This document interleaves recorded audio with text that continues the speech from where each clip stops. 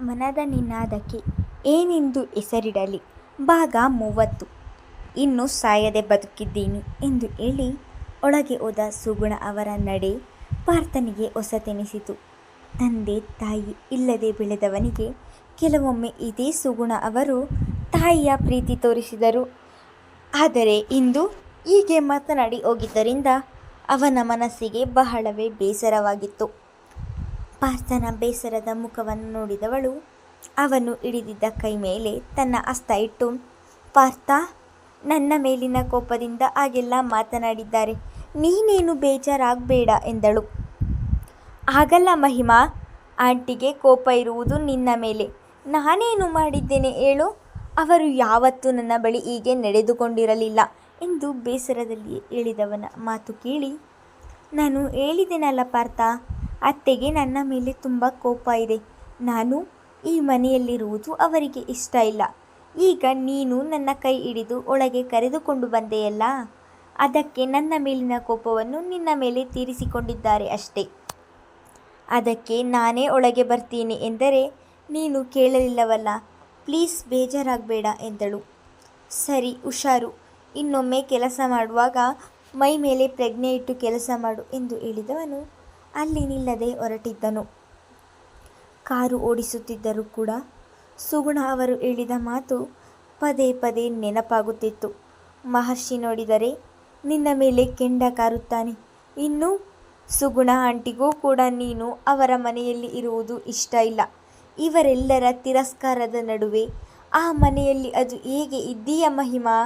ನಿನ್ನ ಸ್ಥಿತಿಯನ್ನು ನೆನೆದರೆ ನನಗೆ ಬೇಸರವಾಗುತ್ತದೆ. ಆದಷ್ಟು ಬೇಗ ನಿನ್ನ ನೋವಿಗೆ ಮುಕ್ತಿ ಸಿಗಲಿ ಎಂದುಕೊಂಡೇ ಕಾರು ಓಡಿಸಿದನು. ಅಂದು ಮಹರ್ಷಿ ಕಾಲೇಜು ಮುಗಿಸಿಕೊಂಡು ಬಹುಬೇಗನೆ ಮನೆಗೆ ಬಂದಿದ್ದನು. ಮೊದಲ ಬಾರಿಗೆ ಬೇಗ ಮನೆಗೆ ಬಂದಿರುವುದನ್ನು ನೋಡಿ ಕೆಲಸದ ಹುಡುಗಿ ನಳಿನಿಗೂ ಕೂಡ ಆಶ್ಚರ್ಯವಾಗಿತ್ತು.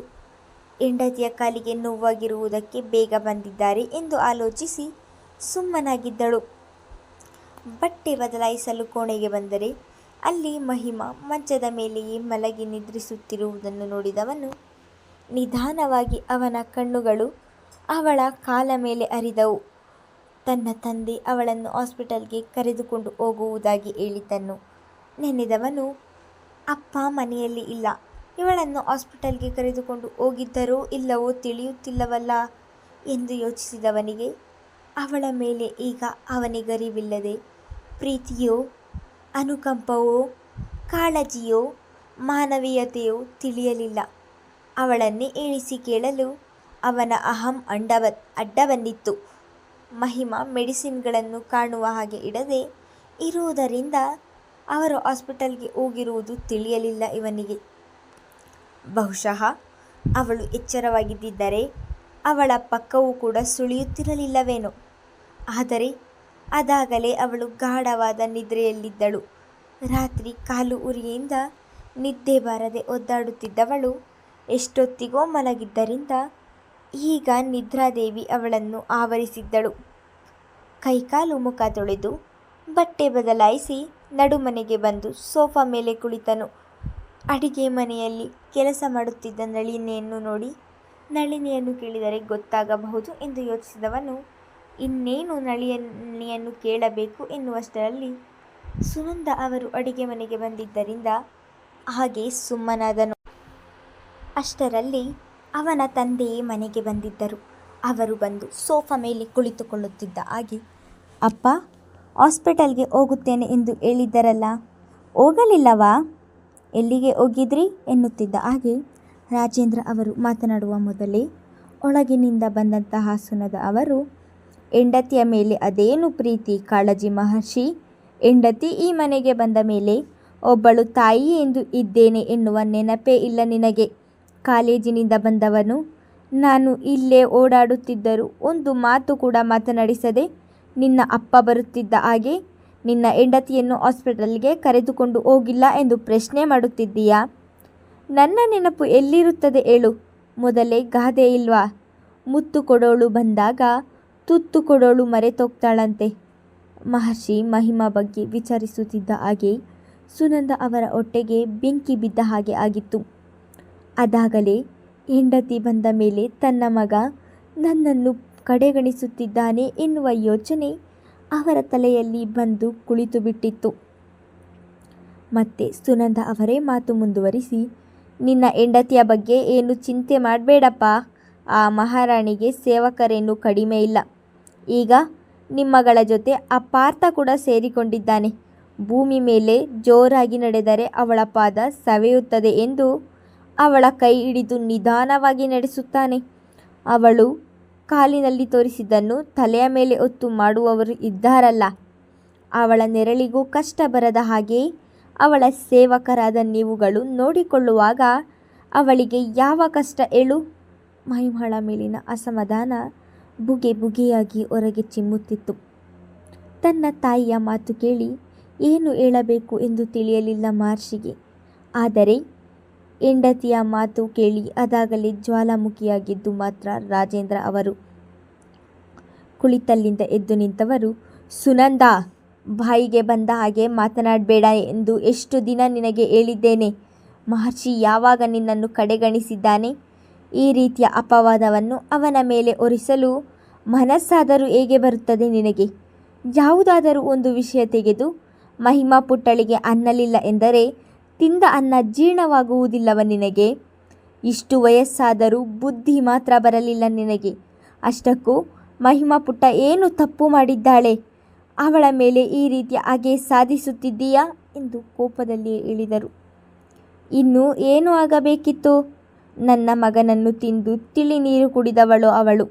ಇನ್ನು ಯಾರನ್ನು ಬಲಿ ತೆಗೆದುಕೊಳ್ಳಲು ಬಂದಿದ್ದಾಳೋ ಗೊತ್ತಿಲ್ಲ.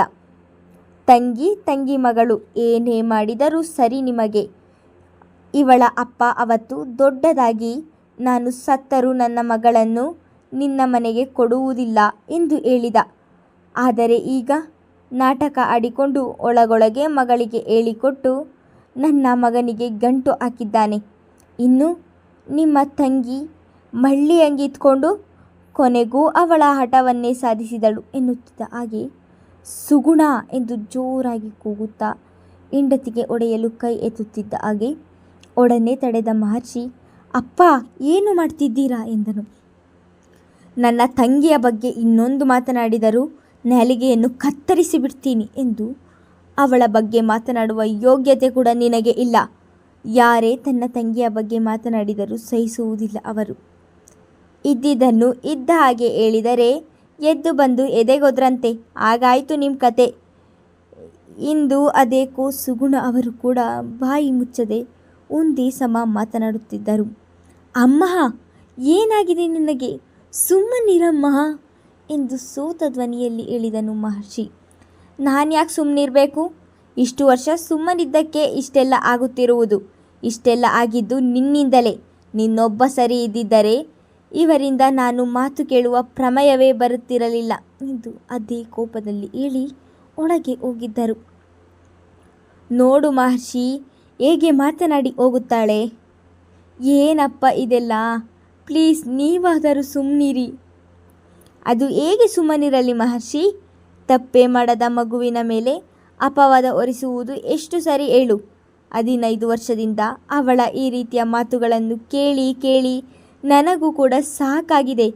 ಇವತ್ತು ಮಹಿಮಾ ಪುಟ್ಟಳನ್ನು ರಿತನ್ಯ ಕ್ಲಿನಿಕ್ಕಿಗೆ ಕರೆದುಕೊಂಡು ಹೋಗಿದ್ದೆ. ರಸ್ತೆಯಲ್ಲಿ ಹೋಗುತ್ತಿದ್ದ ಪಾರ್ಥ ನನ್ನನ್ನು ನೋಡಿ ಮಾತನಾಡಿಸಲು ಎಂದು ಬಂದ.